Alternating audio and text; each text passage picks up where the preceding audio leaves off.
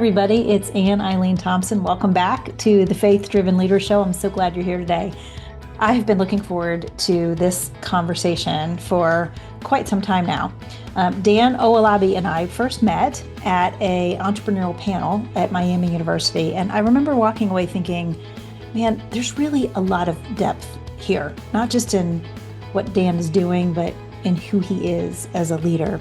Dan is the CEO of Branches Leadership. They do consulting, international consulting. They help executives and entrepreneurs build businesses that actually benefit their communities.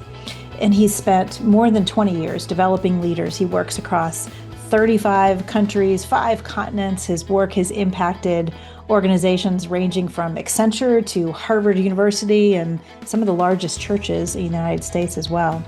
Dan is a sought-after keynote speaker. He's a teaching pastor, part of the Global Leadership Network faculty, and he's the author of Authentic Leadership, which became an Amazon #1 new release. And let me just say this personally, that book truly impacted me. I definitely recommend that you read it. Today's conversation goes right there. We're going to talk about how God uses every season of our career, even the ones that feel like detours, to shape us. We're going to unpack why insecurity sits underneath so many leadership challenges and how do we actually surface that.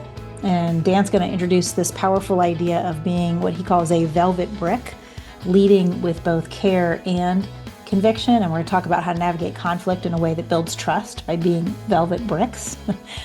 We're also going to talk about what to do with something just feels off in your work. How do you discern that? How do you anchor back to purpose in those moments? And toward the end, we're going to get real practical about what authentic leadership looks like day to day, and talk about this difference between what he calls front stage and backstage. You're going to really enjoy that part of the conversation. There's really a lot in here. I think you're going to find yourself in various parts of this conversation. So let's dive in. All right. Well, Dan Owolabi, I have been excited about this conversation for several weeks now. So thank you so much for coming on the Faith Driven Leader Show. I'm so excited to have you today. I'm glad to be here. This is going to be a lot of fun. It is going to be a lot of fun. Well, Dan, you and I met at a entrepreneurial panel up at Miami University. Well, up at Miami for you, down at Miami for you. You came from north and I came from the south to get there. But I was so impressed and just loved hearing your story. And I will tell you before we get into the conversation, this season on Faith Driven Leader, kind of this year, we're focusing a lot on hearing people's career stories. Okay. And so we'll talk a bit about your career, but I also want to tell you, I was really inspired and equipped, importantly, by your book called Authentic Leadership. If anybody doesn't have that book, actually, I have it. Oh, look at that right on your shelf. There it is. Get the book, Authentic Leadership. So good, so good. And so I'll probably flip around a little bit and ask you some questions from the book too. And sounds great. I know personally as a leader, it affected me and God spoke to me through it. So thank you for your obedience to write that book. I know what that's like because I've just written one too. So, that's right. Yeah, yours is great. That's Love right. it. That's right. All right. So I want to start by just asking, this is a little bit of a big question, but you've had an amazing journey. I mean, you've been a pastor, you've been a consultant, you've been a writer, you speak publicly, now you're running this organization. Yeah. You had an amazing upbringing that's very atypical in a lot of ways. But I really want to think about in your career, like I said, that's kind of spanned a lot of different pit stops along the way. Tell us about a couple of times where pivotal moments maybe where you really felt like God was calling you out of something and into something else. Can you think of a couple of specific instances like that? Yeah. That's a really good question. I think when you're experiencing faith, I think sometimes you think it's just about believing the right things. And I think as you start to grow, you realize that God is like pulling you into a certain future, and he's guiding you in a certain direction. You can start to feel that tug. I felt that in a few different ways. Probably the first way was when I was in college. Man, I was in love with basketball. Like basketball Yeah. was my God. It was my idol. It was like it was going to be my salvation and my savior. And so, I we had some good teams in high school, and I got a scholarship to play basketball in college. And then I got injured my freshman year. Oh And, man. yeah, and so Uh, it just took really whole college career and just turned it upside down. But the good news was that it took my idol and it sort of showed me what it really was, mm, which was, you build on sand.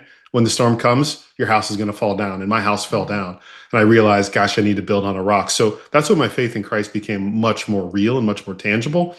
But the point is, he was really pulling me out of kind of a basketball career and into something much more formative. That's when I really started to embrace Mm, leadership and leading people as opposed to, trying to posture and pretend and be the best person on the team or the best person on campus, really trying to mm, serve people. So that was one of the first moments where I felt God was pulling me from sort of one chapter of my life and using that painful moment as a catalyst to shove me into another chapter of my mm. life. That was a real intersection. So, Yeah. yeah, that was one moment.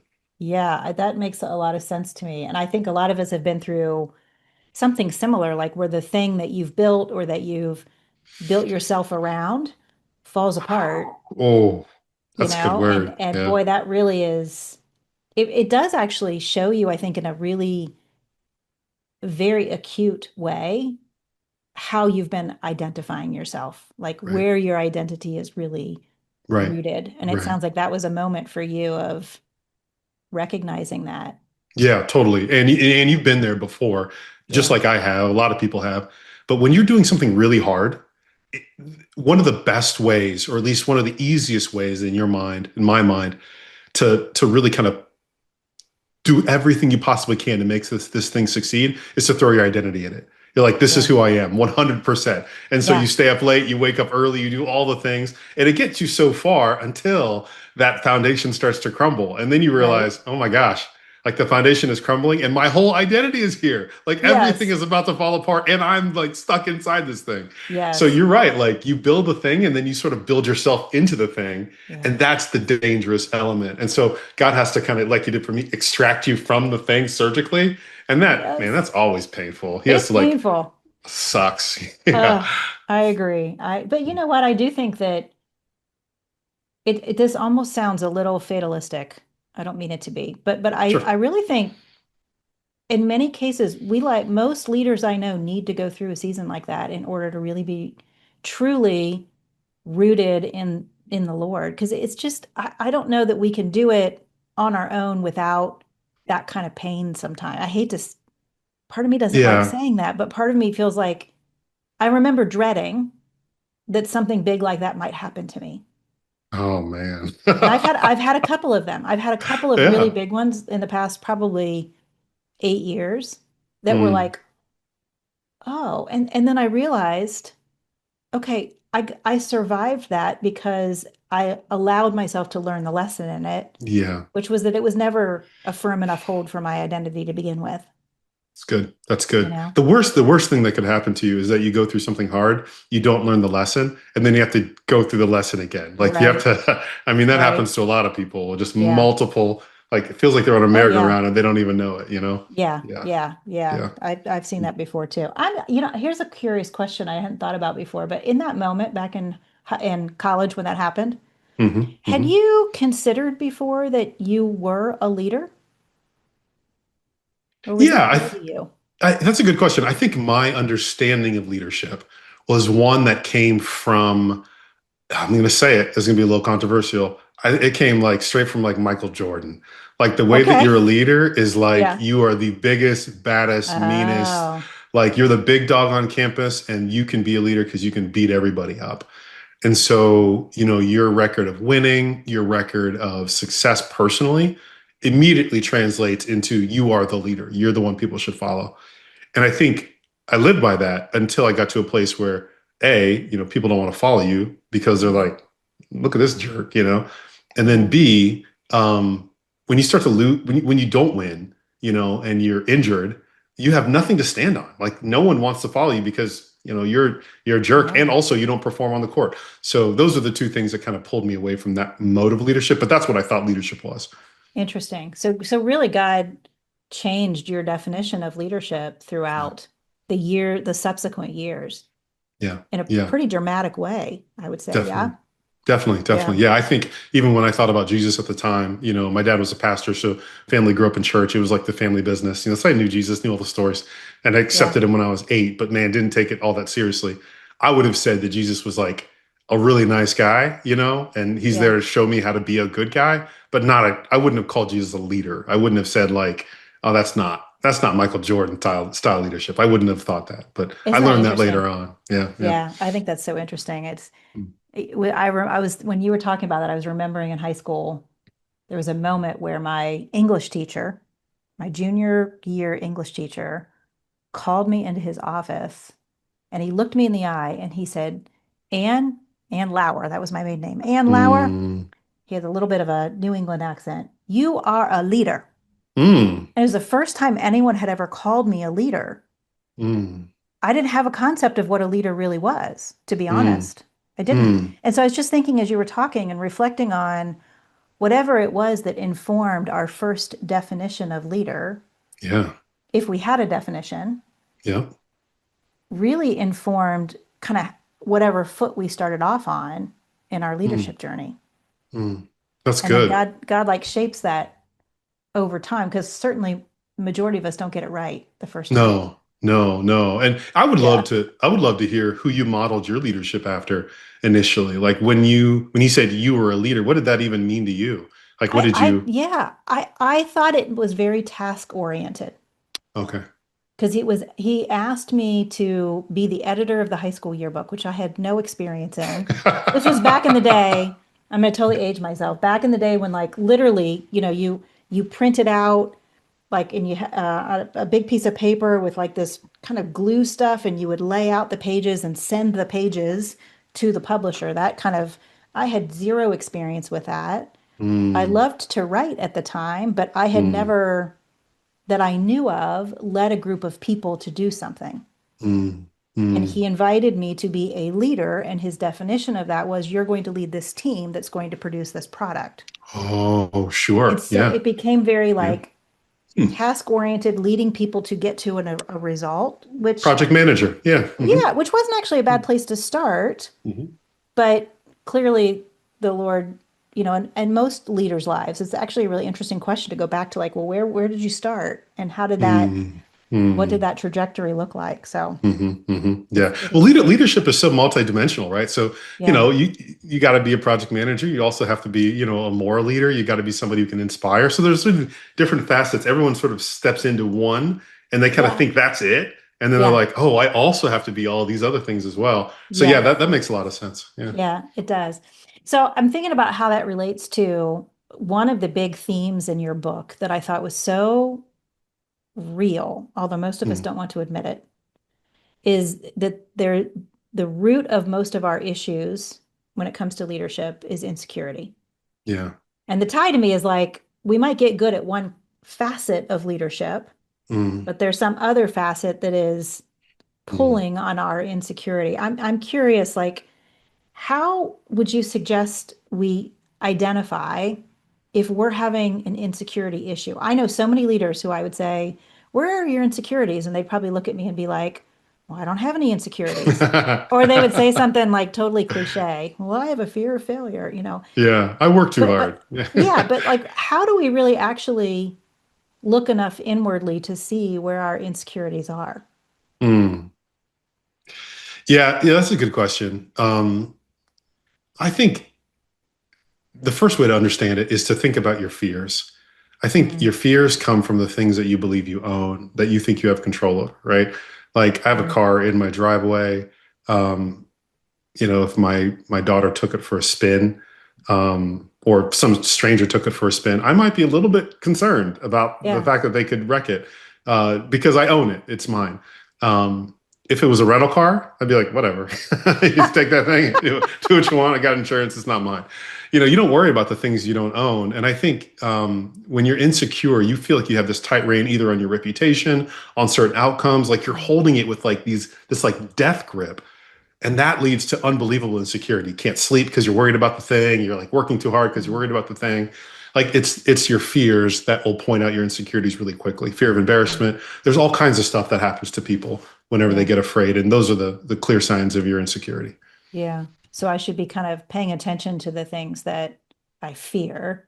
Hmm. Or Hmm. I notice like sometimes we'll use language patterns. Like, well, I'm kind of worried about this. We'll tone it. I'm kind of worried about this. Or Hmm. I've been thinking a lot about this, which Hmm. to me, I recognize for myself, sometimes those are little red flags Hmm. of Hmm. something Hmm. that, why am I spending so much time thinking about this? Is this actually rooted in an insecurity? Hmm. And I have a Hmm. little post-it note on my display screen on my Hmm. computer that says, "How would I feel and respond if I believed I was fully loved and fully protected?" Oh, that's good. Right? Because isn't the insecurity really that we think we're not fully loved, we're not fully protected, we can't really trust our father? And you got to do it on your own. You've got to make it Yeah, happen. He won't be there. So you got to do whatever it takes because it's just you. right, Yeah, right. that's good. That's really good. But recognizing that my insecurity actually for me, I think, is tied to my own my recognition that I can't do it on my own, Mm, which mm, is for much of my life mm, was very scary. I find it very freeing now. I don't have to do it on my own. I can bring him in. It's actually the time when I can do that. But for many years that felt like mm. overwhelmingly frightening Right, right, and right. overwhelmingly burdensome. Mm. The feeling that if you didn't come through, no one else was going to come through. Yeah. And so you had to do everything. That's the feeling you had. Yeah. Yeah, that's good. That's really good.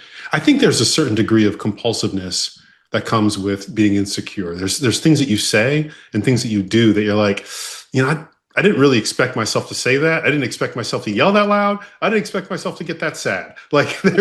there's moments, like Yes. why is this hitting me disproportionate to the actual experience that I had? Why am I feeling these deep feelings? Yeah. A lot of times that's also tied to, just like you said, sort of this orientation around the world. Like, gosh, if this happens, this will happen. And so you Yeah. react with just a lot of energy that maybe Yes. isn't rooted in reality. Yeah. My therapist calls it future tripping. She's like, Anne, you're future tripping Oh, again. You're oh, thinking tell too me much about about the that. future. She talks about it as if I start saying, well, if I do this, then that'll happen and this will happen. And that like, I'm very, I'm very strategic that way.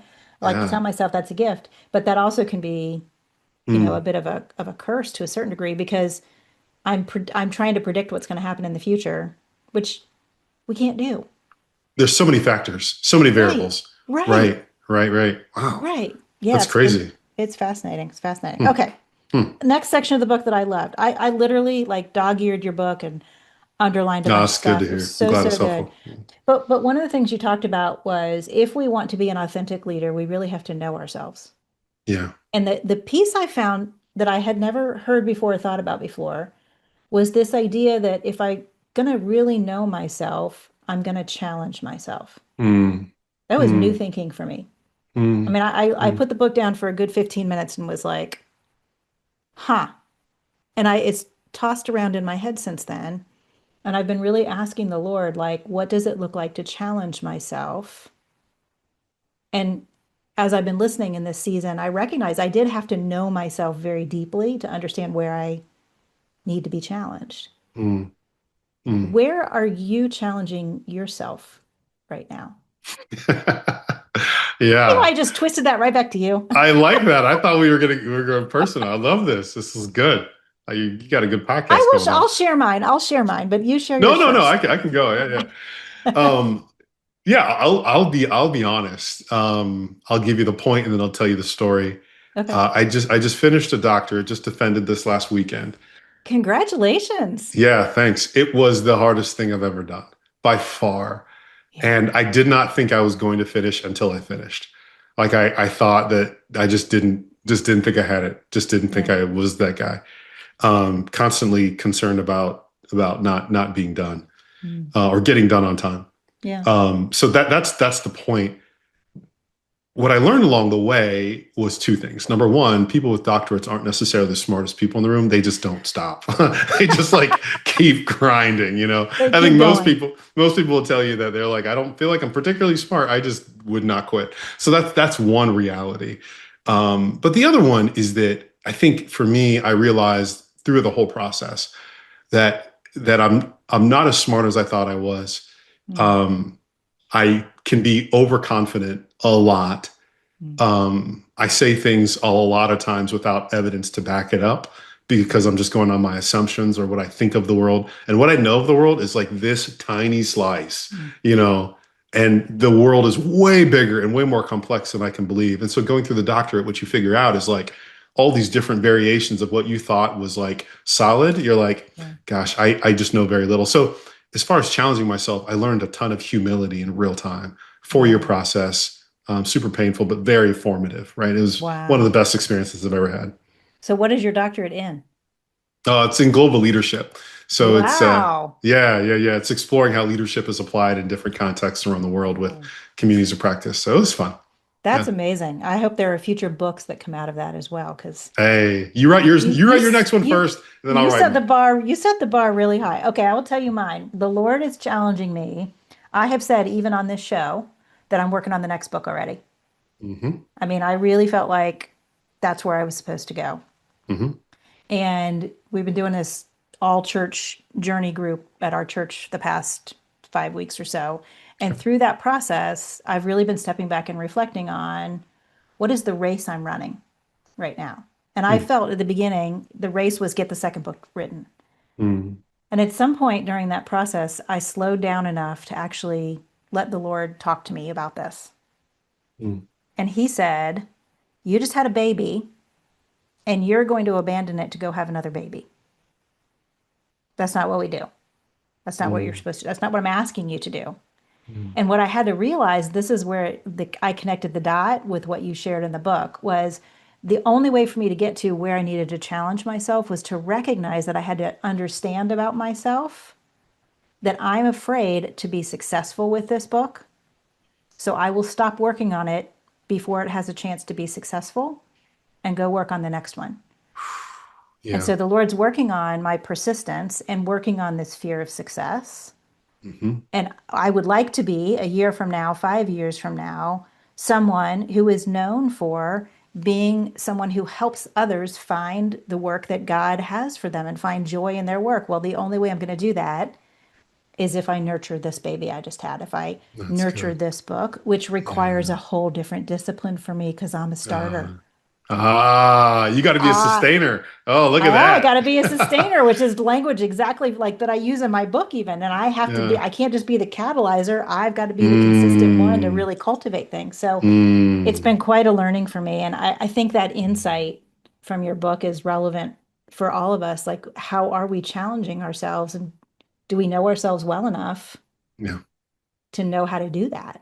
Yeah. Because Well, it's kudos. kind of painful, Oh, it's very painful. Very right? painful. Kudos to you Yeah. for putting yourself in a harder position. That's awesome. I Good for you. mean, I'm telling myself right now I'm excited about it. I'm in a good moment today, but talk to me, tomorrow or Tomorrow. next week. I might be in a different place, but I'm Yeah, committed. I'm going to push through it. I'm going to push through it. that's fair. I love that. Yeah, thanks. So and thank you for writing that because it really did force me to think through that. So Mm, if I haven't mm, given enough plugs for the book already, go buy this mm, book. You're going to love mm. it. Okay, next thing from the book. I'm telling you, I took so many notes.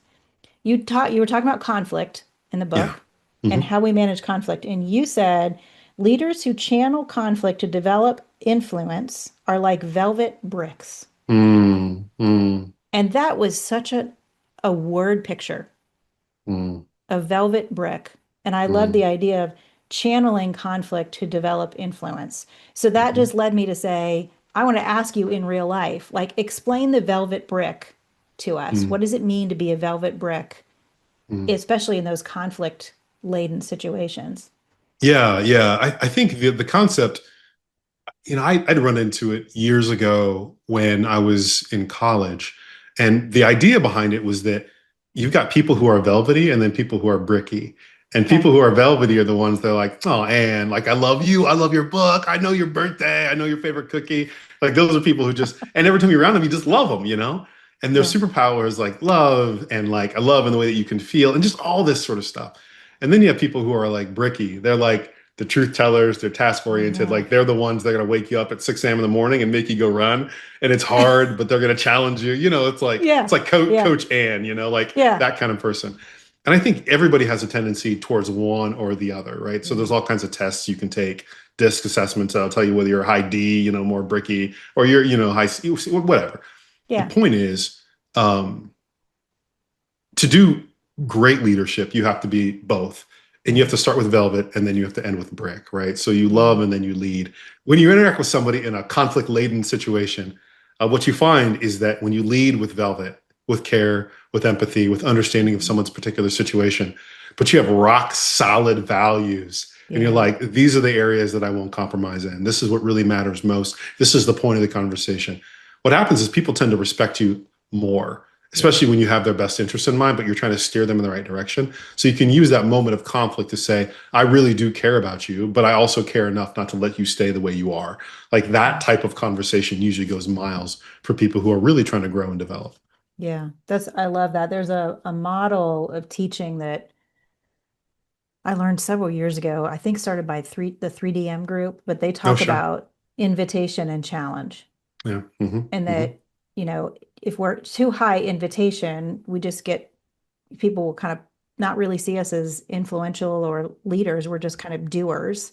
Yeah. And if all we are is challenge, Yeah. then people see us as jerks in lots of Right. ways, like you said, a brick, and that we need a balance of invitation and challenge and the discernment to know when in a particular situation should I be more invitational, when should I be more challenging, how do I weave both of those into a relationship overall, which Yep. kind of Yep. is what Jesus did, right, with grace and truth. You got it. It's You just got it. Right. different ways Yep. of saying it. Yeah, I Yep, love same that. thing, different times. Yeah, and you got to know what dials to turn. I think Giant has the same similar concept called support challenge matrix, right? Where you Okay. like figure out which dials to turn, but it's all the same Yeah. idea. Yeah, yeah, yeah. Yeah, I mean, it's so interesting, isn't it, that like all this leadership dialogue that has developed over the years actually just roots right back to Jesus. We should have known that from the beginning, if only. Hey, yeah, humans are humans, right? So what he Yes. said worked. Yeah, yeah. Yes.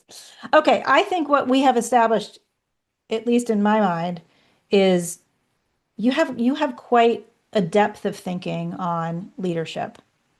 And I know that that's been developed over the years through lots of seasons in your career and lots of things that you've done. And I'm wondering, I'm going to shift back to career talk for a minute. Yep. When you kind of reflect back over your career and how the Lord has shaped you and molded you and taught you and developed you over the years, are there a couple of experiences that you look back and really thought, this feels like this is a detour, or this doesn't feel like the right career move for me to make, Lord. Why are you leading me in this direction? But now Mm. you can look back on it and see Oh that he yeah. was doing something. Oh yeah. Oh, Yeah? absolutely. Okay, tell us at least one of them. I want to Absolutely. hear it. I want to hear it. Oh my gosh, yeah. So I think a big part of following Jesus is following him into unpredictable situations where you didn't expect it, and your faith is tested because you're like, is this where I'm supposed to go? Did I hear right? That kind of stuff. Yeah. Um, my first time being a pastor, that Okay. was that experience. I've talked to the church about it before, but I'll tell it to you here. So my first pastorate experience was in a really small town in the middle of Amish country. So if you didn't know, I'm not Amish, nor do I look Amish. I mean, you couldn't find a black person Thank within you for like helping me to know 150 that. I, miles. I Yeah, wouldn't have right. guessed I it. just wanted to be clear. Those of you who are listening and just can't Yeah. see me, I am a big tall black guy. Um, but I'm invited to be a pastor at this really small church, about 300 people, and I remember how first how frustrated I was Mm. that people who didn't know that I was a pastor or whatever, or even that who did, would misinterpret my background. They had asked me Uh, questions about like where I was from. They're like, "Oh, well, you're probably from Chicago, right? Or you're probably from," just things like that. yeah. Like, no, I'm not. Like, you get those assumptions and you start to think those thoughts. And I think the reason why God brought me there for 3 years, I was pastoring there, was to really show me what it meant to love people who are very different from me Yeah. on the outside, but then to see people beyond that and start to see that we all have very similar struggles. We all have fears and we all have insecurities and we all have things that we want and things that we're running from. And so to be able to get to know that congregation really well and to see them as brothers and sisters, even though I look completely different and had a totally different background, by the end, by the time I left, I really felt like I was part of that community in a lot of Yeah. ways. And that was a gift that I was able to take with me as I was launching branches in different cultures around the world. I felt culturally ambidextrous, where I could be at home Mm. in the middle of Amish country, but I could also be at home, in the middle of like some church in Costa Rica. Like it just felt like I'd been given a gift that Yeah. going into it, I would have thought, God, why, what in the world? Why am I here? It was like Yeah. a good year and a half where I was like, what am I doing here? Why am I Yeah. still here? So Yeah. I think that transformation takes time. And if you're faithful and you sort of go with the flow and lean into the challenge, then the lesson gets learned quicker. If you kick against the goads like Paul did, then you're there longer and it's just Yeah. much harder. Yeah. So, yeah. I love that. I think that there are so many people I talk to, and I think especially, I don't know, my sense is especially among younger folks Yeah. that when they're in a role and they don't like it, or it's not going the way they wanted it to, or it's not going the way they thought it would, they feel like, you know, that God must have made a mistake, or they made a mistake listening to him, or he wasn't really in it, or they get kind of gummed up in some things. And I have this little exercise that I have folks do sometimes where we say, look at all of the roles that you've ever done, even maybe when you were in high school, maybe before high school, maybe you did babysitting or you delivered the paper or whatever. What were the skills that you were learning? Mm, And if you actually pulled those out, what are all the different ways that they could be recombined mm, into what he's doing now or what he mm, might want to be doing in the future? And mm, I think your example is a really good example of mhm, exactly mhm. that principle. Like I didn't, you probably learned all kinds of other stuff too, Yeah.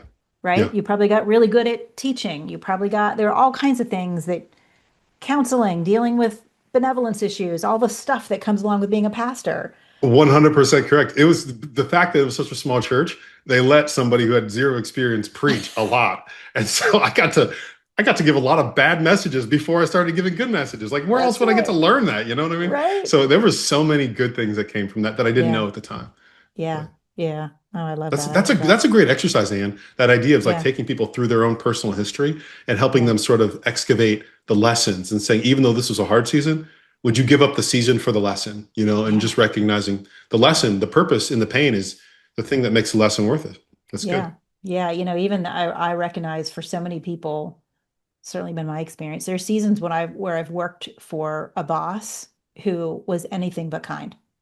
Mm, mm, Not a good boss. I've had some really good bosses and I've had some really not good bosses. mm, And when I actually go through that exercise of extracting what I mm. learned as much, if not more, in the bad boss experiences as I did in the good boss experiences. Yeah, Because I learned about yeah, what kind of leader I don't want to be. yeah. That's right. I learned It's about things and how things made people feel by there how you I go. felt. Yeah, that's right. You see Yeah, the effect of their behavior, and you're like, oh wow, you do. that's what happens to people when people do that. Okay, Yeah, I'm not doing that yeah, again. Yeah, right. So, I mean, yeah. even in that role that felt like a strange detour for you, the Lord Mm, used it to teach you all these things about yourself and who you are as a leader and who He's shaping you to be and yeah, all of that. I love that. That's really good. 100%. That's Yeah. really good. So, a lot of people come to me, Dan, and they talk about something just feels off in their job. Something feels off in their work. Maybe they've reached a level of success, but they're just not feeling real Yeah, settled in it, yeah. or they're really struggling with something and don't see an end at a light at the end of the tunnel. Hmm. For you, when you've been in situations like that, how is it that you discern what's going on here, God, and what should I do about it? Mm, yeah. That's really good. You know, it's interesting that people come to you with that perspective where they're like, something feels off and they Yeah. can't put their finger on it, but they're like, there should be more here. There should be something Yeah. else here. Yeah, that's good. Um, you know, for me, it's really hard to work at a season where I don't have a clear sense of purpose. Like I Mm, don't know what this is for. Making money is not enough, right? There's got to yeah. be some sort of compelling, whose life am I changing? What sort of thing are we doing that's going to make the world a better place? Like that, there's a deep orientation in me that really Mm, wants to be driven towards purpose. And so, in moments when I felt that way, where I'm like, gosh, I really don't, it feels like there's something off.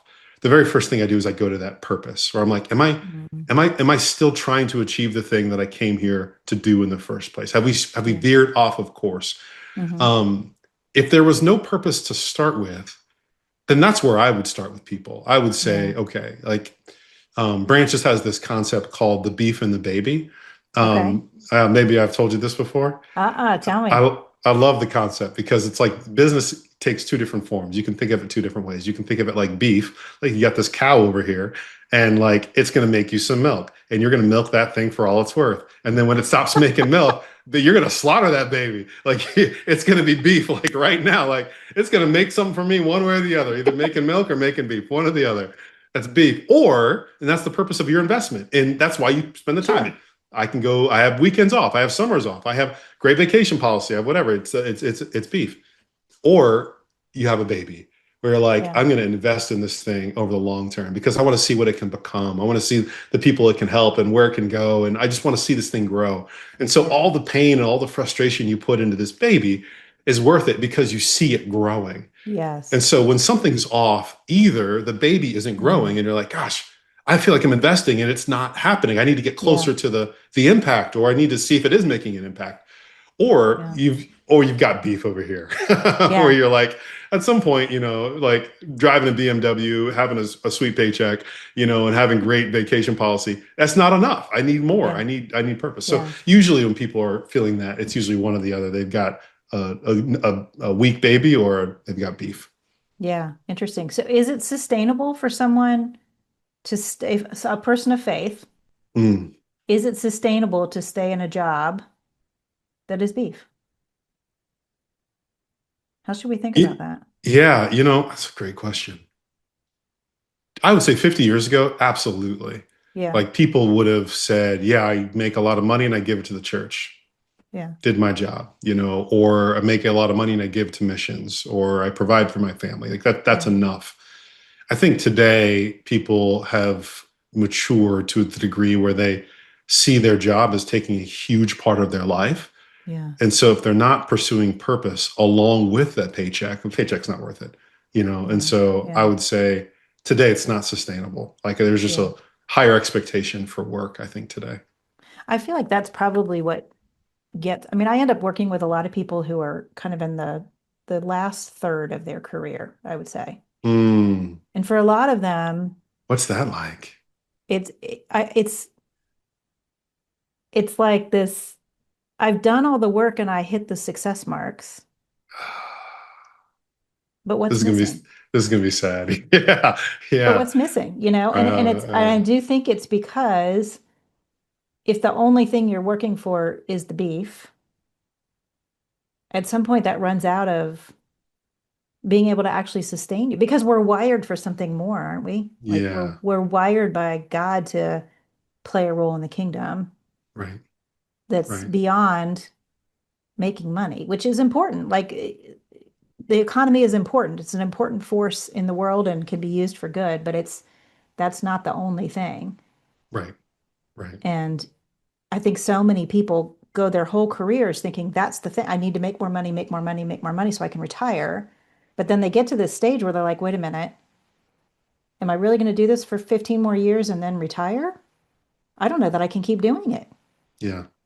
Yep. Yep. because at some That's point right. that catches up with us, right? It does. It does. Physically, Yeah. mentally, emotionally. Emotionally. Yeah. There's a really great story that I read a couple of weeks ago about Bernie Madoff, the Ponzi Okay. scheme guy, right? Yeah. Yeah. So he goes to jail because he stole, like $1 billion from people, right? This massive Right. Ponzi scheme. Interesting story. But what's interesting about him is that before he started his Ponzi scheme, which was one of the biggest in history, um, before that, he was already doing really well in his business. He was already a millionaire. He was already like killing it Interesting. Yeah. in comparison to everybody else. He just wanted more. He just Yeah. wanted another level. And I think Yeah. that's exactly what you're saying, where like you get to this place, a lot of people where they realize like either, gosh, this is like an endless treadmill. I will never be satisfied. I need to get off. Yeah. Or they just they just keep Yeah. trying and striving. There's another group to get into. It's the millionaires club. Now it's the billionaires club. Now it's Yeah. and so you just never Yeah. get off that treadmill. And that's also a really sad story.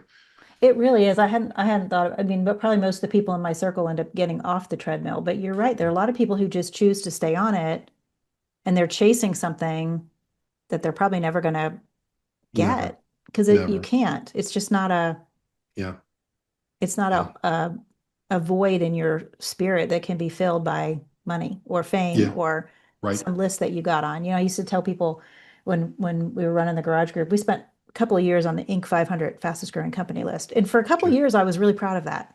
Yeah. And There's a cost to that though. then Yeah. at some point I was like, wait a minute, what is it doing to me, to Yeah. us, to run Uh-huh. that hard? And there's a time and a season for that Yeah. and stage of growth we were in. I'm not bashing that we made the choices that we made, but I recognize for me, I hit a point Mm, where I was saying, is this what I want? mm, I don't know mm. that I want to keep running on this particular treadmill. Right. Right. And it's losing its meaning that it had in the beginning for me. Yeah. Not that it didn't have meaning in the beginning, because it did, and it was about impacting people and all of that. But when it became, there's something about that financial success that's very tricky. It's very slippery. It is. It It's not that is. it's wrong, but it's just slippery, Mm.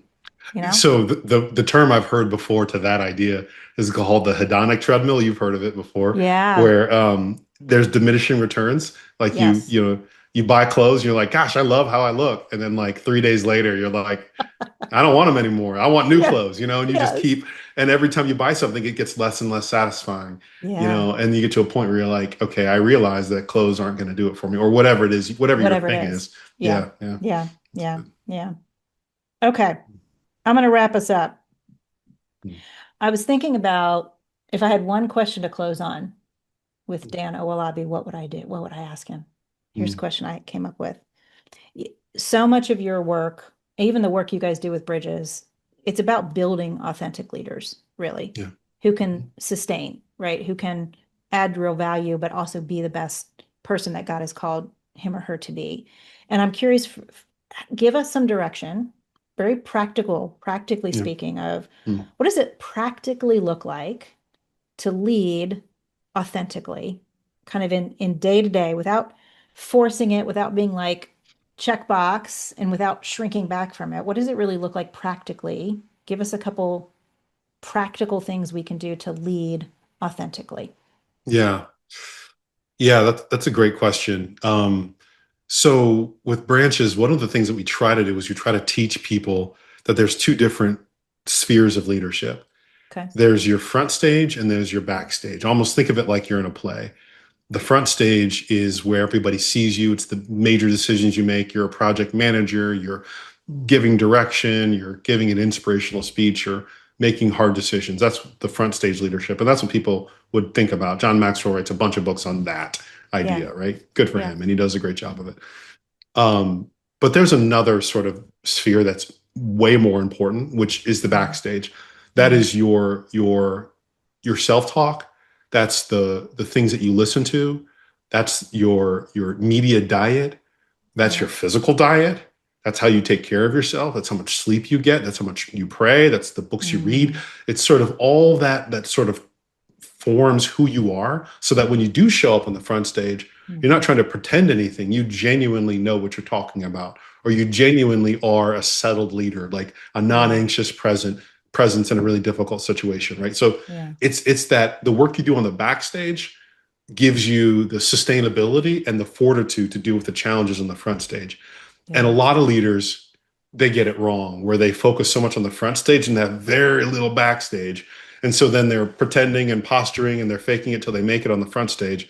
When in reality, if they flipped it, spent far more time on the backstage, then it would be sort of the momentum would carry over from the Yeah. backstage to the front stage. Look, I'm Yeah. just being who I am. I'm not trying to pretend anything. I'm telling you what I think. I don't have to lie. So I don't have to remember Yeah. what I said. Like I just have to Yeah. tell you exactly what I'm thinking in a way that helps you. There's just a lot that happens when you have the backstage first and the front stage second. I really like that. And I feel like it's a bit counterintuitive to culture these days, right? Like I was thinking about, you know how when we people will get to introduce to each other and then you see somebody that you haven't seen for a while. Oh, Dan, how you doing? How you doing? And our the typical response that I hear from most people, oh, I'm pretty good. I'm just busy. Oh my gosh, I'm so Busy. busy. I'm so So busy. I'm so busy. busy. So busy. Oh, so busy. And busy to me is a front stage, Yeah, it right? is. Yeah. And backstage is rest. Mm-hmm. Mm-hmm. Mm-hmm. And I took about an 18-month sabbatical about almost Mm, 3 years ago now, mm. 4 years ago almost. Gosh, it's been a while. But 18 months. 18 Wow. months that I thought was going to be three. and ended up being That's 18 great. for a Yeah. lot of reasons. But I emerged from that with a couple of clear boundaries for myself. Mm, Boundary being something that will protect me from mm. abandoning myself. And one of those was I'm going to continue to be good at rest. And when somebody That's asks good. me, how are you? If I feel like my answer should be, I'm busy, I'm going to recognize I'm doing something wrong. Mm, I'm mm. committing to too many things. I'm not resting enough. I'm filling my plate too full. Yeah, If my feeling is that I'm busy. it's good. And it's been an interesting conversation starter for a lot of people who say, I can't rest. A lot of people will say that. I can't rest. Are you kidding? I can't rest.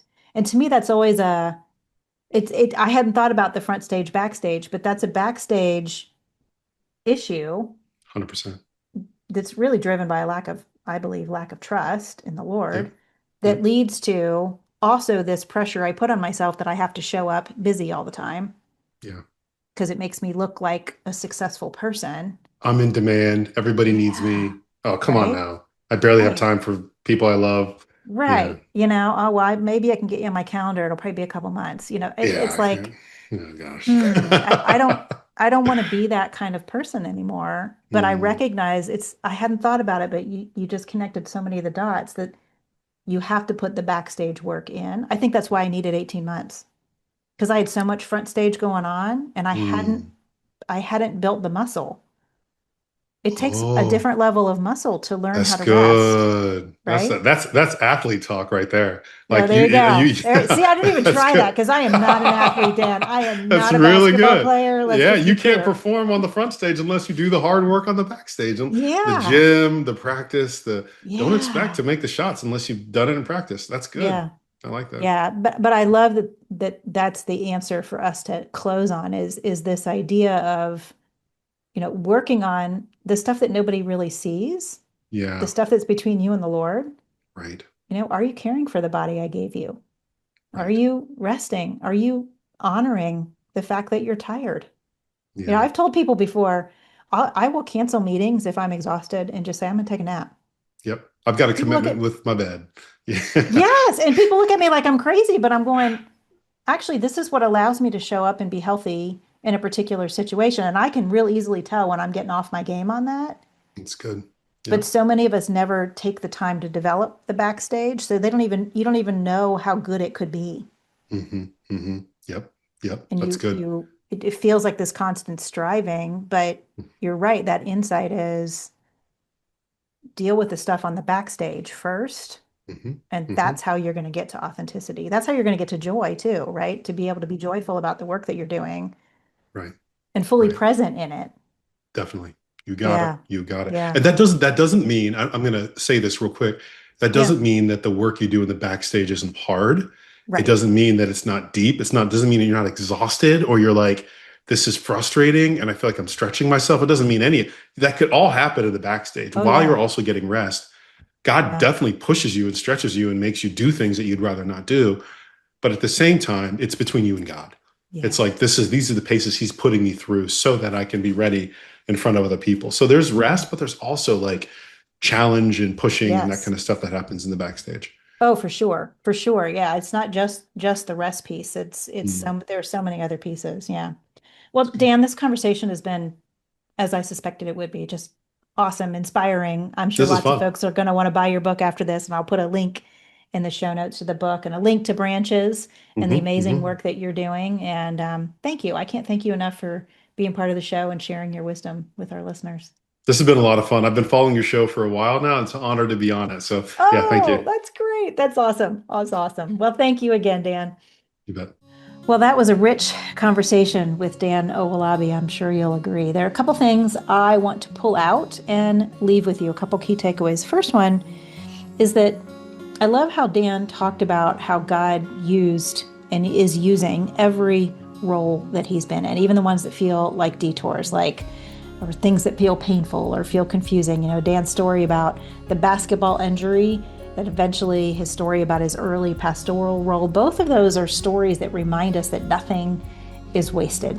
God is always forming something in us. He's teaching us about who we are. He's calling us who he's calling us to become. He uses every season, every job, every challenge to teach us more and more about who he's created us to be. Second key takeaway, great leadership requires both invitation and challenge. It requires us to be velvety, and it requires us to be like a brick. It requires grace as well as truth. That velvet brick idea, that one's going to stick with me for a while. This idea that we lead with care, that's the velvet, and we lead with empathy, but we're also willing to speak the truth and call people forward, call people up. If you lean too far one way or too far the other way, you kind of lose your influence. But especially in conflict situations, I loved thinking back to this idea of how can I lead with care and empathy, but also lead with truth in the same conversation, and that will develop influence even in a conflict. That's a challenge and something I'm going to be working on. Third key takeaway, when something feels off in your work, I get this question a lot from people, something feels off. Dan's encouragement to anchor back to, well, what is my purpose? Why am I actually doing this? Is this job, is this role, is this season connected to my purpose in some way? Is it teaching me something? Is it showing me something? Really just asking ourselves that question, that alone can bring a good deal of clarity when you're in those moments where things feel off. And then if I really step back from this conversation, the thread that kind of keeps running throughout this, although we didn't really articulate it till the end, was this idea that authentic leadership starts backstage. Dan talked about all the things that people see are kind of the front stage of our leadership. The things that the decisions we make and the way we show up at a staff meeting and all those things, those are things that people see. But the real work is the inner work. The work of being authentic is the inner work. It's the backstage time. How are you spending time with the Lord? How are you taking care of your body? How are you resting? Are you really being honest about what's going on beneath the surface? Because when we neglect the backstage, the front stage eventually kind of cracks. That's when we can burn out. So that kind of leads to my challenge for you this week. I really want to encourage you to take some time to journal through a couple questions. Where is God inviting you to challenge yourself right now? We talked a little bit about this idea of if we really want to be authentic leaders, we've got to know ourselves well enough to know how to challenge ourselves. So where's God inviting you to challenge yourself these days? Not in a performative, I have to do more or do better way, but in a way that helps you understand yourself more deeply and grow into the leader that he's calling you to be. You don't have to figure all this out today, but my challenge is take some time to journal about that, invite the Lord into where he might be challenging you right now to grow in your leadership. All right, well, that is a wrap for today. Thank you so much for joining us today. Can't wait to see you next time on Faith Driven Leader.